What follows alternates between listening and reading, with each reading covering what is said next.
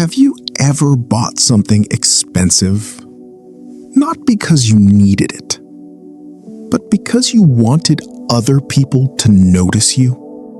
Many people spend money to look successful, to feel accepted, or to impress friends and strangers online.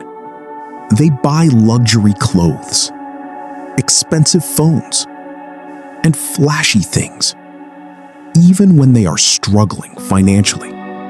But the truth is, most people stop caring after a few minutes and then move on with their own lives. Meanwhile, the debt grows, stress increases, and happiness slowly disappears.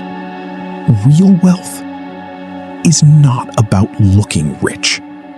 Real wealth is having peace, freedom, and control over your money.